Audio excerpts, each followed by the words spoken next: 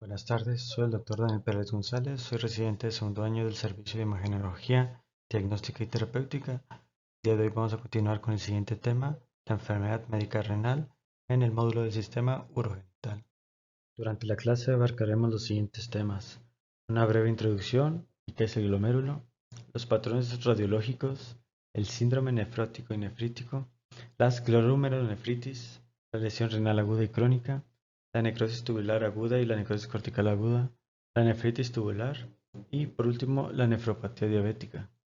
Tenemos como introducción que la nefrona es la unidad funcional del riñón.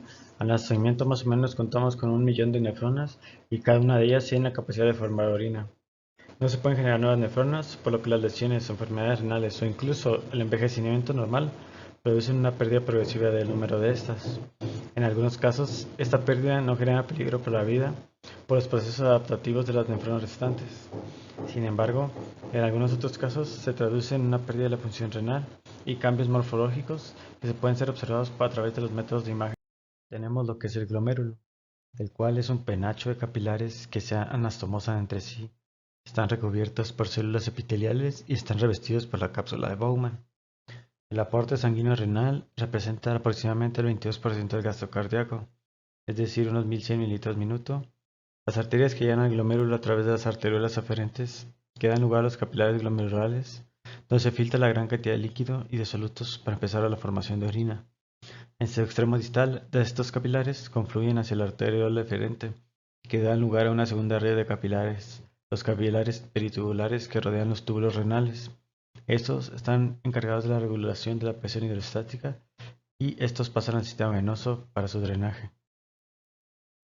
Brevemente vamos a ver lo que es la barrera de filtración. Está compuesta por un endotelio vascular, la membrana basal glomerular y las células epiteliales viscerales o los podocitos. El endotelio vascular, que está representada en color naranja por unas células de citoplasma aplanado, perforados por poros o fenestraciones de 70 a 100 nanómetros de diámetro, cuya superficie está cargada negativamente por la presencia de una proteína polianiónica llamada podocalixina. Esta aglomeración de moléculas superficiales aniónicas y las fenestraciones hace que el epitelio glomerular se diferencie de otras membranas plasmáticas endoteliales y permite el paso de moléculas de bajo peso molecular, aunque no es muy eficiente para impedir el paso de las macromoléculas. Por lo que tenemos la membrana basal glomerular, que está representada por color verde. Esta impide el paso de las macromoléculas de forma mecánica y eléctrica.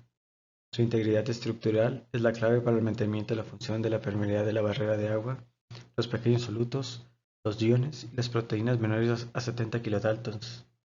Por último, tenemos los podocitos, que están representadas en el esquema por las células de color rosita.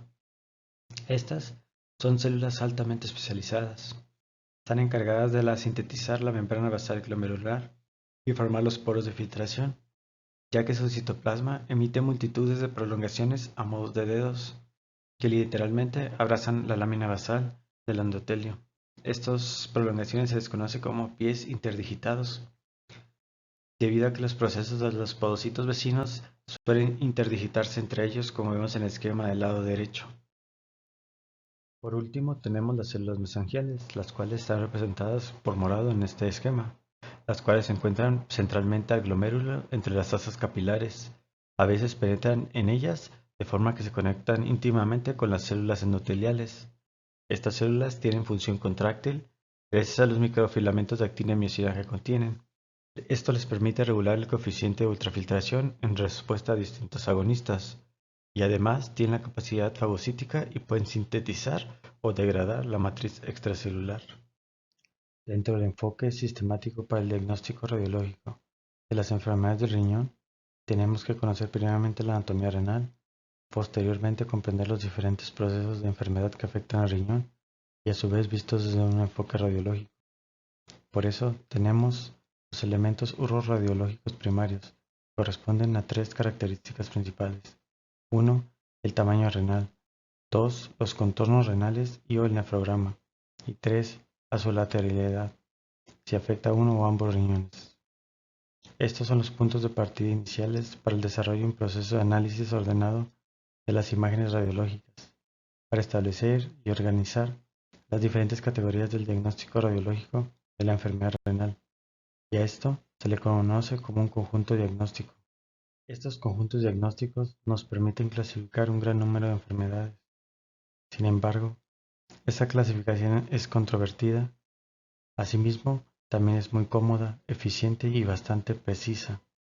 Otra consideración importante es que las enfermedades renales pueden pasar de un tamaño grande a otro pequeño, pasando de una forma invariable por periodos intermedios donde el tamaño renal es normal, por lo que la asignación de cada enfermedad en un conjunto diagnóstico se ha basado bien en su forma de presentación más habitual o en el estado de actividad de la enfermedad, durante la cual es más probable que el radiólogo lo identifique. A su vez, tenemos otras consideraciones radiológicas que tenemos que hacer que no están incluidas en este tipo de abordaje. 1. En las imágenes superior izquierda tenemos patrones de respuesta lobar a enfermedades que producen una pérdida focal de la sustancia renal, como la nefropatía por reflujo o un infarto lobar. En la imagen inferior izquierda tenemos patrones de respuesta a enfermedades que producen pérdida global del tejido renal, como es la enfermedad crónica. En la imagen superior derecha tenemos patrones de respuesta a las enfermedades que producen un aumento generalizado del tamaño renal, como son en las enfermedades de depósito de anómalo de proteínas o líquido. Y por último, en la imagen inferior derecha tenemos patrones radiológicos que se ven en algunas de las enfermedades que dan lugar a aumentos focales del tamaño renal, como son en las tumoraciones y en las lesiones quísticas. El objetivo del radiólogo es establecer un diagnóstico correcto de una forma tan eficaz como sea posible, por lo que se crearon los conjuntos diagnósticos, que agrupan los elementos uroradiológicos primarios. Debido a la falta de límites absolutos, superiores o inferiores de la normalidad para el tamaño renal, siempre se debe pensar en términos de normal a grande o de normal a pequeño, y los cuales se agrupan de la siguiente manera. Dentro del riñón pequeño son pequeño con cicatriz unilateral, pequeño liso unilateral y pequeño liso bilateral. Dentro del conjunto de riñón grande es grande liso unilateral, grande liso bilateral, grande multifocal unilateral, grande multifocal bilateral y grande unifocal unilateral. Les dejo una serie de tablas donde vienen agrupadas una serie de enfermedades de acuerdo a su conjunto diagnóstico. Durante la clase prácticamente abordaremos el conjunto diagnóstico de riñón grande, de contornos lisos y bilateral. Una vez que se haya determinado el conjunto diagnóstico, se pueden hacer distinciones adicionales a través de los elementos uroradiológicos secundarios. Estos nos van a permitir identificar enfermedades concretas dentro de cada conjunto. El primer punto para valorar serán las papilas renales. Vamos a valorar principalmente la morfología de estas. Pueden estar aumentadas de tamaño, retraídas, borradas, irregulares o rotas. También vamos a ver si las papilas están lesionadas de forma focal o globalmente. Como segundo punto, tenemos que valorar el sistema pilocalicial. Si se encuentra dilatado de forma focal o difusa, si está colapsado, si es irregular o si está roto. E incluso utilizar la urografía y la tomografía en fase de eliminación para ver el tiempo de pacificación y las características morfológicas del mismo. En el tercer punto tenemos el grosor del parénquima renal, que corresponde a la medición de la línea interpapilar hasta el margen renal. Se habla que debe medir entre 1.1 más menos 0.9 centímetros. Además, el grosor del parénquima guarda una relación con el seno renal. Esta va a ser aproximadamente de 1 a 1, por lo que podemos encontrar lo normal, aumentado o disminuido. Como cuarto punto vamos a valorar la ecogenicidad. Este puede estar aumentado, disminuida, incluso puede llegar a ser anecoico. Tenemos que comparar el riñón derecho con el hígado y el riñón izquierdo con el vaso. Y también tenemos que ver la comparación entre la ecogenicidad de ambos. Como quinto punto, tenemos que valorar las clasificaciones y su distribución en el riñón. Si estas son focales o difusas, corticales, medulares o mixtas, si son periféricas o centrales, o si se encuentran en el sistema pilocalicial. Y por último tenemos el uso del Doppler, ya sea el Doppler color para ver la vascularidad o el Doppler poder, y el Doppler espectral para ver el índice de resistencia y la velocidad. Ahora vamos a abordar lo que es el síndrome nefrótico. El síndrome nefrótico es un término clínico que se caracteriza por un daño renal. Particularmente va a ser un daño en la membrana basal glomerular, lo cual va a ocasionar una inmediata excreción anormal de proteínas en la orina. En el adulto va a ser de 3.5 gramos en 24 horas y en los niños tiene que ser mayor a 40 miligramos metro cuadrado hora. Esto se tiene que combinar con dislipidemia, hipolipoproteinemia, un estado protrombótico y el edema. Dentro de su epidemiología, tenemos que el síndrome nefrótico representa el síndrome glomerular más frecuente. La mayoría de los casos se autolimita. Tiene una incidencia en la población pediátrica de 2 a 7 casos por cada 100.000 niños, con un pico de incidencia máximo entre los 3 y 5 años. Es más frecuente en los niños que en las niñas, en una relación 2 a 1. Como les había mencionado, la barrera de filtración está compuesta por las penetraciones del endotelio, la membrana basal glomerular y los procesos podocitarios, como se muestra en el esquema a la derecha. Además, entre cada proceso podocitario se encuentra un espacio que se le conoce como diafragma hendidura, que contiene proteínas que dan la carga negativa a la membrana basal. Esto impide que se filtren las proteínas que pasaron por las penetraciones en condiciones normales. Entonces, la patogenia del síndrome nefrótico está dada por cualquier proceso inflamatorio en este espacio, ya sean depósitos de anticuerpos, como en el caso del lupus, depósitos de proteínas, como en los casos de la nefropatía membranosa. Esto ocasiona inflamación y destrucción local de los procesos podocitarios, incrementando el espacio del diafragma y la pérdida de la carga negativa por la destrucción de las proteínas mismas. Esto va a traducir en una fuga masiva de proteínas, en este caso, proteinuria. Tenemos que el síndrome nefrótico se clasifica en primario y secundario. El primario es el más frecuente y de ellos el idiopático, representando el 90% de los casos. Está dado principalmente en los pacientes de 2 a 12 años, el congénito, que se sospecha cuando tienen menores de 1 año, y el genético, que hay alteraciones en las proteínas podocitarias y se puede dar desde el periodo fetal hasta la vida adulta. El secundario son por otras nefropatías, enfermedades sistémicas o infecciosas. Entonces, tenemos que las enfermedades que causan daño podocitario, cambios estructurales o cicatrizales y depósitos de matriz u otros elementos condicionan un síndrome nefrótico. Cada una de estas con mayor o menor grado de proteinuria e inclusive hematuria. En este esquema están listadas algunas de las enfermedades y su grado de proteinuria y hematuria que pueden llegar a causar. ¿Cuáles son las glomerulopatías que causan síndrome nefrótico con más frecuencia? Estas se pueden dividir si son enfermedades sistémicas o alteraciones propias del riñón. También, de acuerdo al grupo de edad, como se observa en la gráfica de la derecha, o si existen alteraciones en el complemento. Entonces tenemos que en términos generales, como causa sistémica más frecuente tenemos el lupus eritematoso sistémico y como causa renal tenemos a la glomérulonefritis membranosa en los adultos y la glomérulonefritis de cambios mínimos en los niños. Les presento el estudio Revolver México, que fue realizado en el 2020 en el Centro Médico Nacional La Raza.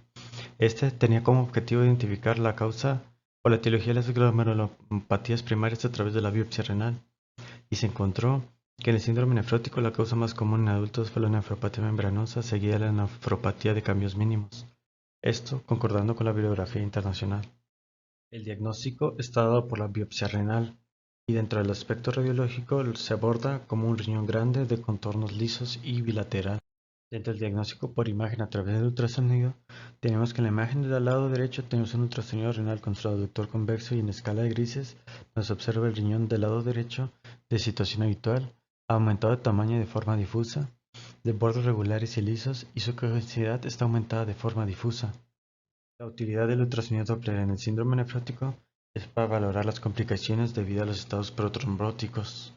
Puede existir trombosis venosa, donde observaremos ausencia de flujo venoso. Podemos observar el trombo intraluminar en la vena renal e incluso aumento el índice de resistencia de las arterias intrarrenales. La tomografía computarizada nos ayuda a identificar los cambios morfológicos y las complicaciones como en este caso.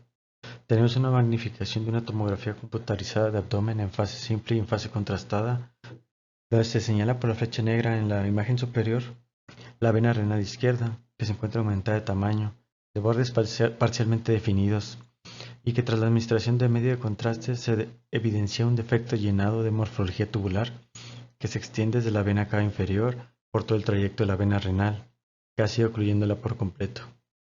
Además, la tomografía nos permite identificar zonas de isquemia representado por zonas hipodensas tras la administración de medio de contraste y o presencia de vasos colaterales.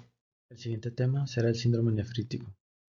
El síndrome nefrítico no tiene una definición como tal por las guías CADICO, sin embargo se caracteriza por una proteinuria variable de rango no nefrótico en adultos menores a 3.5 gramos en 24 horas y en niños menor a 40 miligramos metro cuadrado hora, además de hematuria, edema, oliguria, disminución del filtrado glomerular, hipertensión arterial, y este tiene que ser de una insaturación rápida en pocos días.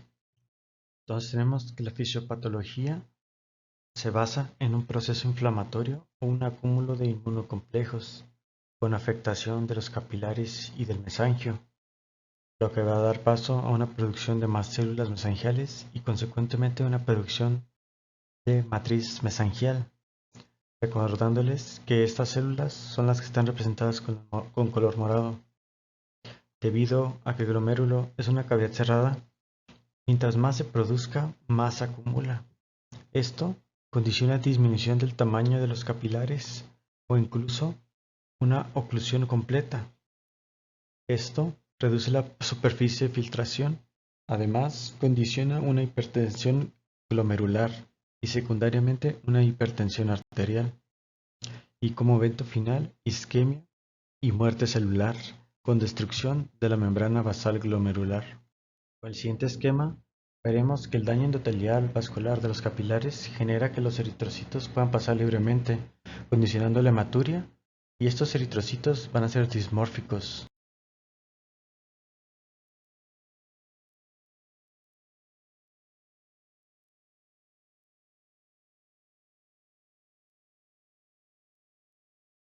Tendremos entonces cilindros hemáticos en la orina, que esto es patognomónico de la hematuria glomerular.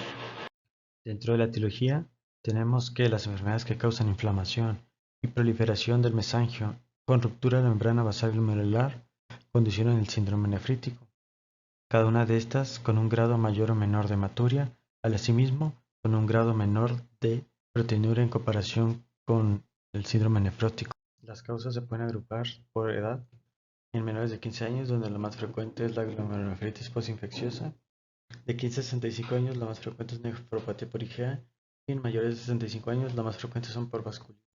Y por último, tenemos que en el estudio Revolver México, las dos causas más frecuentes fueron la glomerulonefritis membrana proliferativa y la proliferativa endocapilar. De igual manera, el diagnóstico es a través de la biopsia renal y el abordaje radiológico se basa como un conjunto diagnóstico de un riñón grande de contornos lisos y de forma bilateral.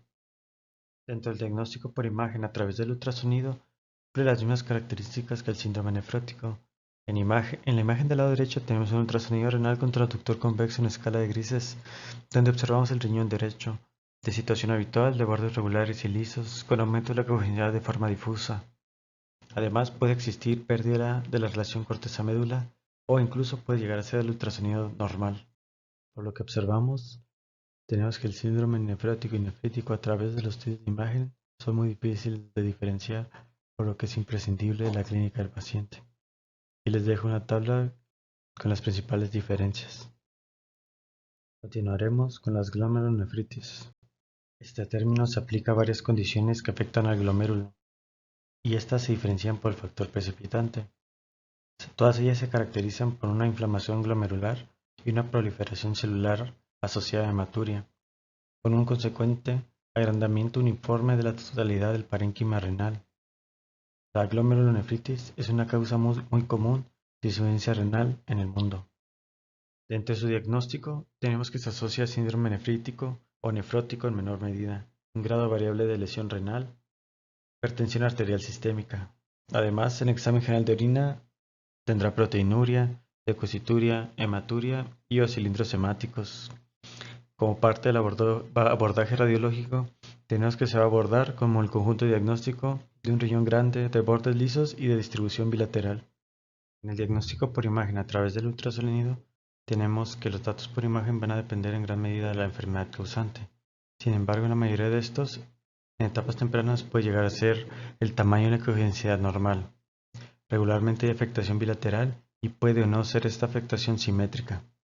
En la imagen superior se trata de un ultrasonido renal con transductor convexo en escala de grises del riñón izquierdo de un hombre de 45 años de edad con glomerulonefritis rápidamente progresiva, donde se observa el riñón de situación habitual, de bordes lobulados, con aumento o engrosamiento de la corteza que ocasiona una disminución de la coherencia y del tamaño del seno renal, y una pérdida de la diferenciación corteza-médula.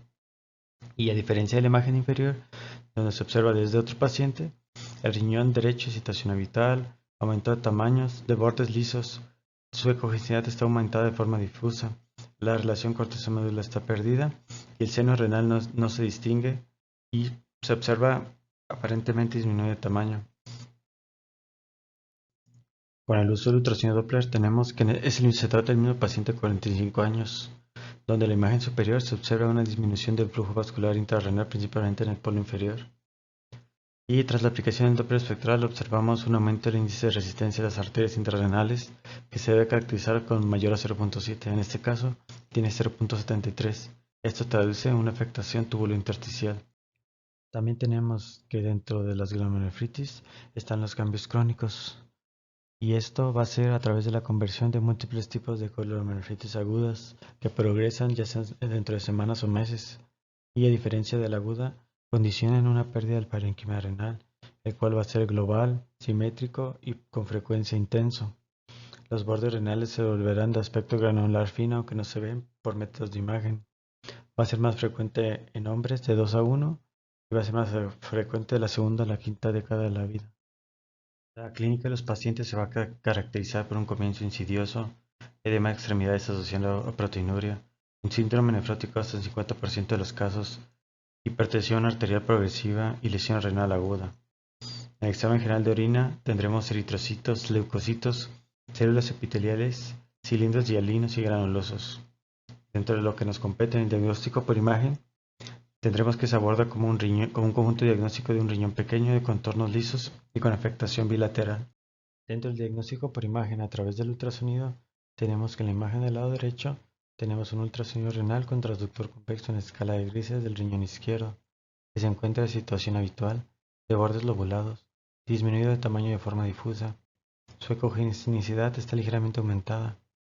Existe pérdida del grosor cortical e inversión de la relación corteza-seno. La diferenciación corteza-médula es poco nítica. Además, va a existir un incremento de la grasa perirenal. En el diagnóstico por tomografía encontramos unos riñones pequeños y con disminución del parénquima restante, con aumento de la grasa perirenal. También pueden existir cambios crónicos, como en este caso de esta imagen del lado derecho de una tomografía computarizada al abdomen donde se observan calcificaciones gruesas localizadas en el parénquima renal derecho.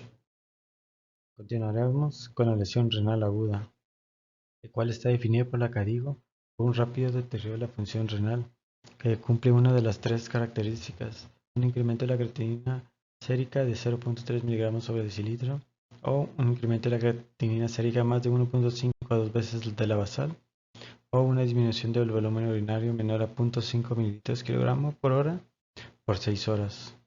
Dentro de su clasificación tenemos que se divide en prerrenal, intrarrenal y postrenal.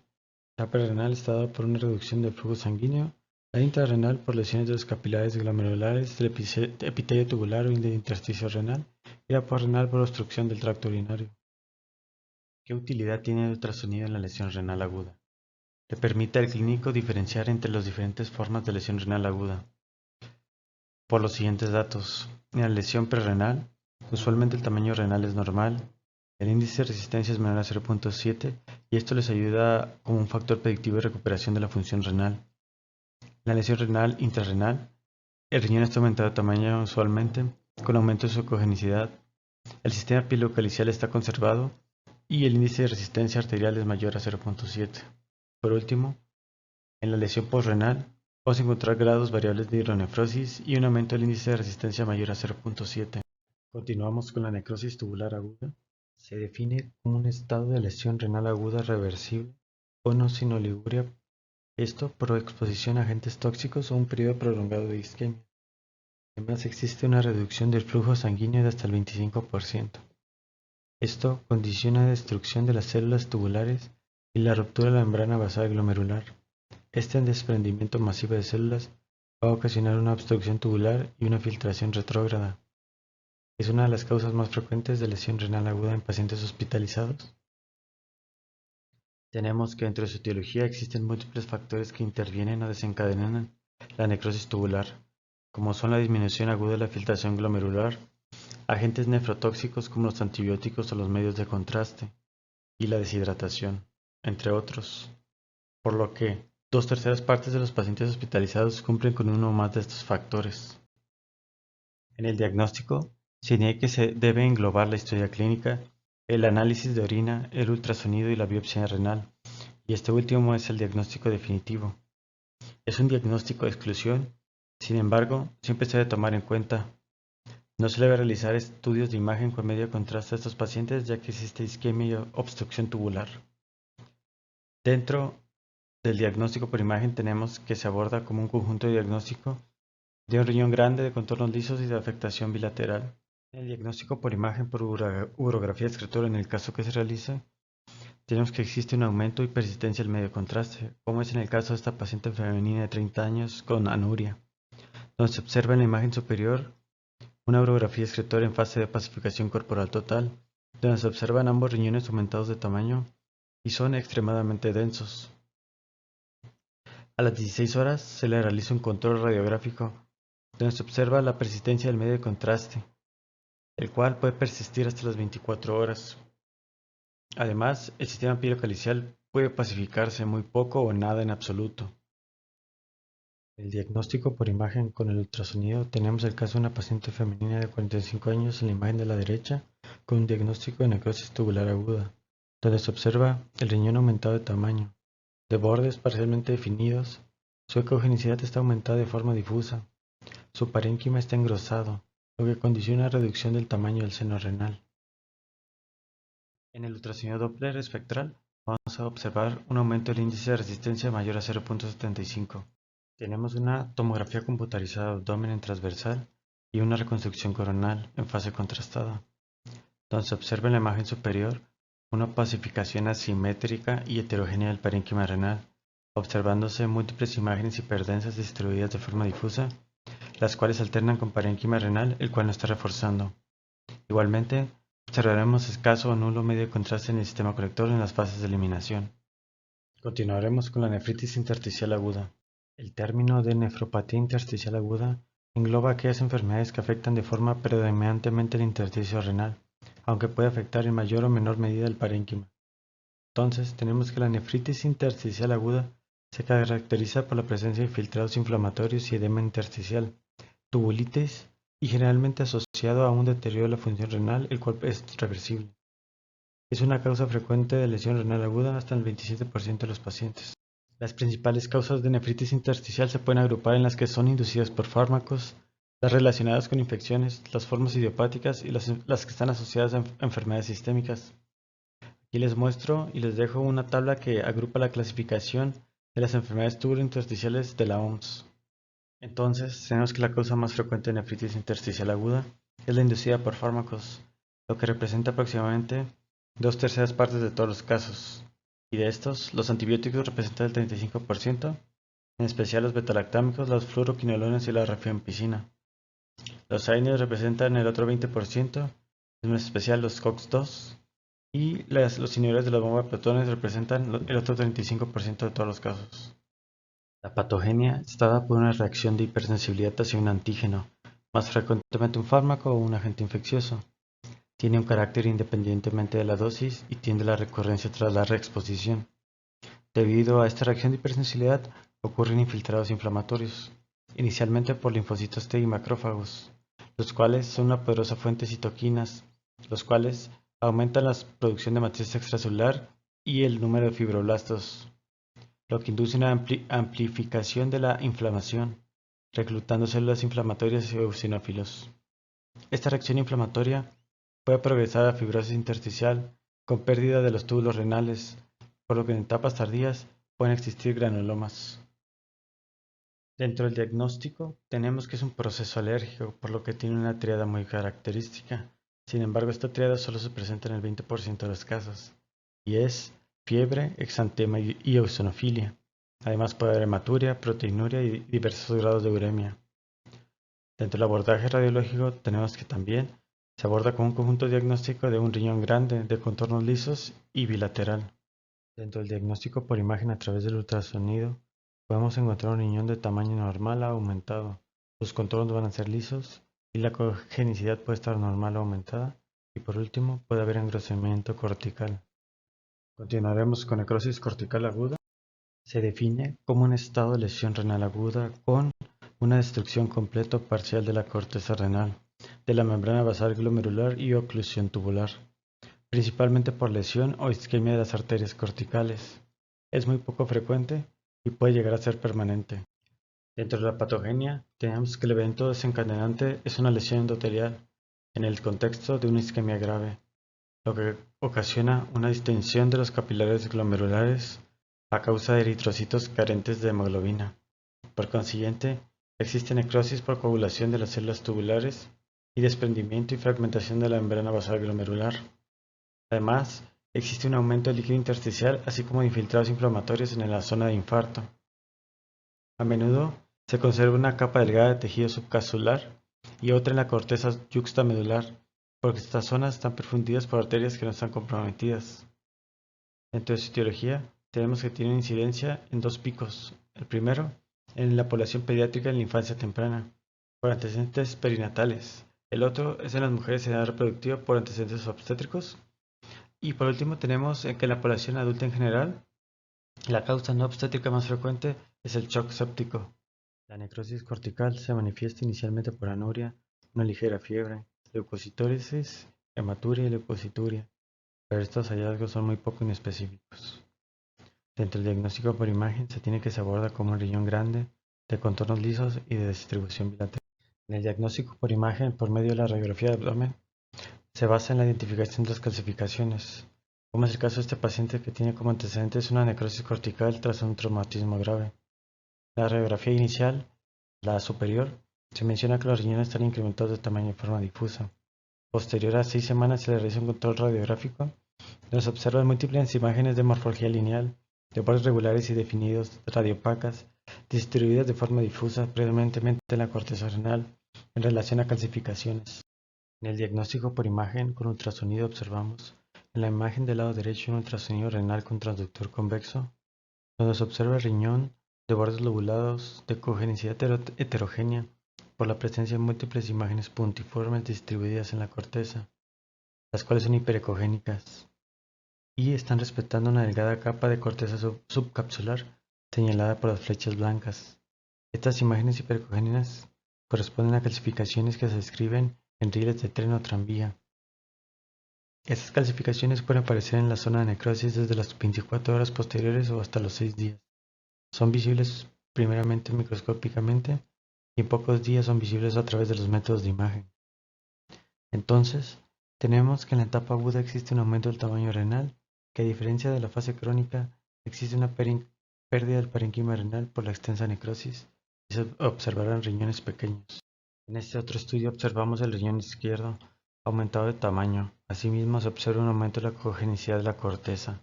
Sin embargo, existe una zona de corteza subcapsular respetada. A través de la tomografía computarizada, contamos con dos signos característicos.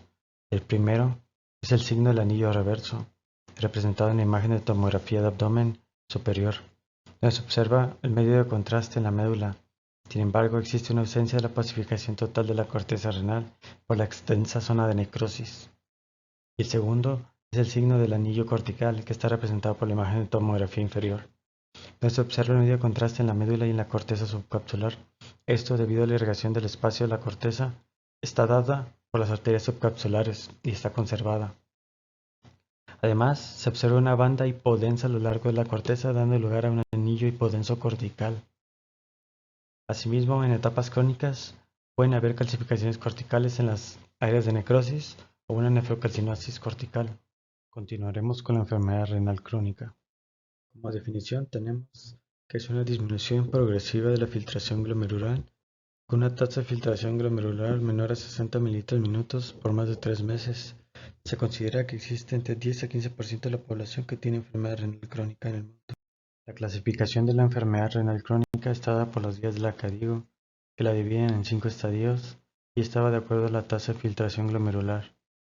El estadio número 1 corresponde a una tasa de filtración más de 90 mililitros minuto, el estadio 2 de 60 a 89, el estadio 3 de 30 a 59, el estadio 4 de 15 a 29 y por último el estadio 5, el cual es menor a 15. El diagnóstico se va a realizar de acuerdo a la causa de la enfermedad renal crónica. Dentro de las manifestaciones clínicas más frecuentes se encuentra el edema, las náuseas, el vómito, la pérdida de peso, la astenia, la dinemia y la hipertensión arterial. Dentro del diagnóstico por imagen tenemos que se abordará como el conjunto diagnóstico de un riñón pequeño de contornos lisos y bilateral. Dentro del diagnóstico por imagen a través del ultrasonido tenemos en la imagen del lado derecho un ultrasonido renal con transductor convexo en escala de grises, donde se observa un riñón derecho de situación habitual, disminuido de tamaño de forma difusa, de contornos lisos. Su ecogenicidad está aumentada de forma difusa. Se menciona que el espesor cortical debe ser menor a 6 milímetros. La relación corteza-seno se encuentra aumentada. Además, en algunos casos puede existir la presencia de quistes renales y calcificaciones. Tras la administración de Doppler color, se observa disminución de la vascularidad renal y con la aplicación del Doppler espectral observaremos aumento de la resistencia de las arterias segmentarias e interlobares. Por último, tenemos la nefropatía diabética. La nefropatía diabética es una complicación vascular crónica, la cual es progresiva e irreversible, que se refiere a cambios estructurales y funcionales en los riñones de los pacientes con diabetes mellitus, que dan como resultado proteinuria, hipertensión y una reducción progresiva de la función renal. Dentro de la epidemiología tenemos que 1 de cada 11 adultos tiene diabetes en el mundo, que representa aproximadamente 463 millones de personas. Corresponden al 10% de los gastos en salud a nivel mundial. 3 de cada 4 personas con diabetes viven en países con ingreso bajo y medio. 1 de cada 2 diabéticos no está diagnosticado. 1 de cada 5 personas con diabetes tiene más de 65 años y 2 de cada 3 diabéticos viven en zonas urbanas.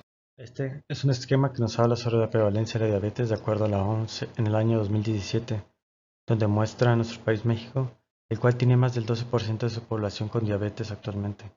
Dentro de la epidemiología de la nefropatía diabética tenemos que hasta el 40% de los pacientes con diabetes mellitus van a desarrollar una enfermedad renal crónica. Hasta un 19% alcanzarán una etapa 3 o superior y del 12 al 55% de los casos con enfermedad renal crónica terminal son atribuibles a diabetes. El 30% de los pacientes con diabetes mellitus tipo 1 y hasta el 40% de los pacientes con diabetes mellitus tipo 2 desarrollarán la complicación microvascular de nefropatía diabética. El aumento en la prevalencia de la enfermedad renal por diabetes es paralelo al aumento en la prevalencia de la diabetes mellitus en la población mundial, que está exacerbada por una pandemia de obesidad y síndrome metabólico.